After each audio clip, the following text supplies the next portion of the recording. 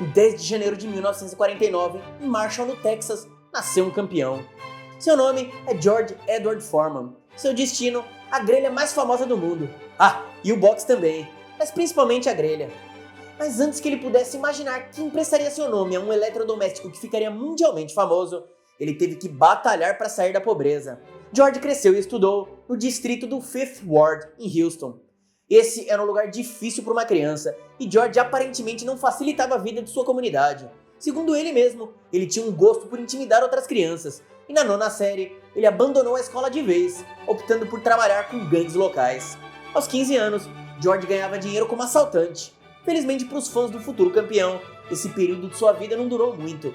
Aos 16 anos, George foi recrutado para um treinamento vocacional pelo Job Corps do presidente Lyndon Johnson, onde finalmente obteve seu diploma do ensino médio e aprendeu o ofício de carpinteiro. Foi durante esse período que George conheceu Doc Broaddus, um assistente social do Job Corps. Broaddus, que também era treinador de boxe, viu muito potencial no jovem George, que tinha 1,92 de altura e 90 quilos. Ele encorajou George a experimentar o esporte, e George parecia ter nascido para aquilo.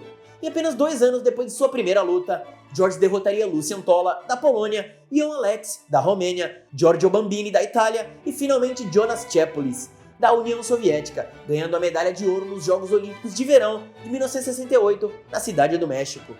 Foi uma ascensão meteórica para um garoto que apenas 4 anos antes estava destinado a uma vida de crimes. 5 anos depois, ele ganharia o título mundial dos pesos pesados em apenas 2 rounds contra o então invicto Joe Frazier. Por um tempo, George Foreman era imbatível. Ele permaneceu invicto até 1974, onde perdeu o título dos pesos pesados para Muhammad Ali, após um nocaute no 8º round. Depois de uma breve pausa, ele voltou e teve algumas vitórias e derrotas nos anos seguintes, mas em 1977, aos 28 anos de idade, ele se aposentou do boxe pela primeira vez. George virou evangélico após quase morrer de insolação durante uma de suas lutas. Em 1978, George começou a pregar como ministro ordenado em sua cidade natal, em Houston. Em 1980, ele fundou sua própria igreja, chamada Igreja do Senhor Jesus Cristo. Em seguida, ele abriu o Centro Juvenil Comunitário George Foreman, um lugar que ele esperava que ajudasse crianças em situação de pobreza, assim como ele havia sido ajudado pelo Job Corps anos antes. Mas em meados dos anos 80, George estava ficando sem dinheiro e percebeu que provavelmente teria que fechar seu centro juvenil. Nesse momento, ele percebeu que se quisesse continuar ajudando as crianças em sua comunidade, ele precisava de muito dinheiro e muito rápido. E assim, 10 anos depois de se aposentar, George voltou mais uma vez aos rings em 1987. Embora muitos o considerassem um ex-lutador acabado, ele rapidamente calou a boca de seus críticos. George venceu 24 lutas consecutivas após retornar ao boxe, sofrendo sua primeira derrota em 1991, quando tentou recuperar o título dos pesos pesados do invicto Evander Holyfield. Em 1994, no entanto, George teve outra chance. Ele lutou contra Michael Moorer, o campeão mundial dos pesos pesados, e aos 45 anos de idade, George se tornou o boxeador mais velho a ganhar o título mundial dos pesos pesados. Finalmente, em 1997, George se aposentou do ringue de vez, com um recorde de 76 vitórias e 5 derrotas. Mas peraí, onde é que entra o George Foreman Grill nessa história toda? Em 1993, a dupla Michael Bond e Robert Johnson registrou uma patente de um novo eletrodoméstico, uma grelha, até então inexistente no mercado. A invenção era um dispositivo de cozimento elétrico com uma placa inferior inclinada para baixo e um ângulo de 20 graus. Com a inclusão dessa superfície inclinada, qualquer gordura escorreria para fora da grelha e cairia em uma bandeja coletora. A dupla então levou o grill recém-patenteado para feiras comerciais em todo o país, o chamando de Fajita Express para potenciais compradores corporativos. Eventualmente, eles encontraram um comprador.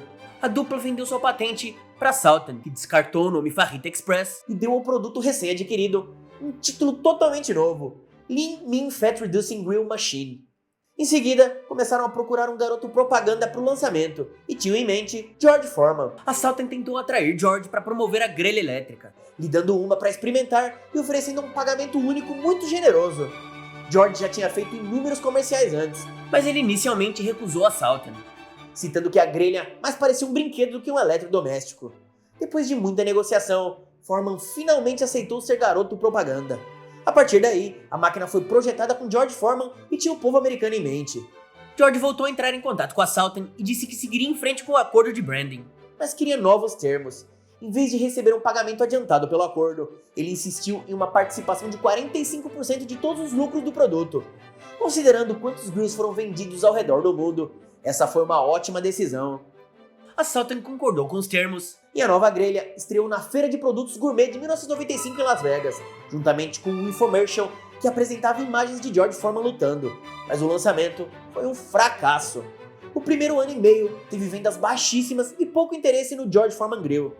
Não foi até que a Salten mudou sua estratégia de marketing que as coisas começaram a melhorar. A empresa decidiu mostrar a vida de George Foreman como homem de família, pai de 5 filhos e 7 filhas. A imagem combinava perfeitamente com Foreman. A Salten então filmou um comercial na cozinha da casa de Foreman.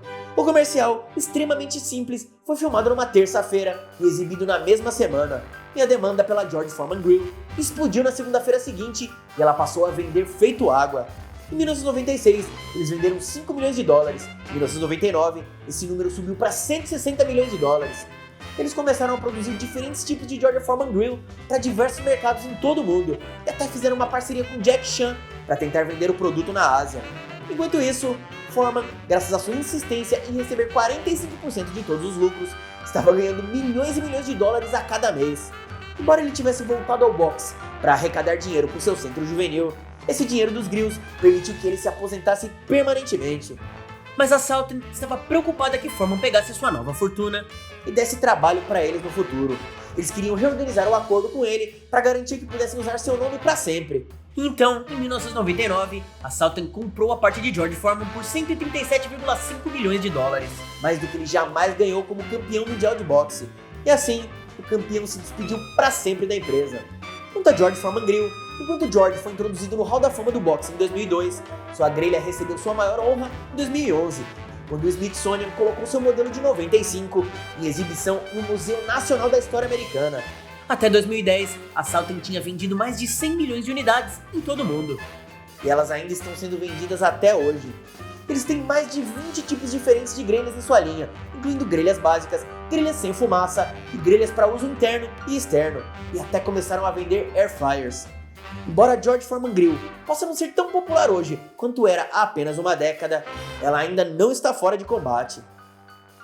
Muito obrigado por ter ficado comigo até o final desse vídeo. Se você gostou do conteúdo, não esqueça de se inscrever no canal, ativar o sininho das notificações e deixar o seu gostei. Isso ajuda demais no canal começando. Segunda a sexta ao meio-dia, eu trago um vídeo novo e exclusivo em português pra você. Eu vou ficar esperando, hein? Até a próxima!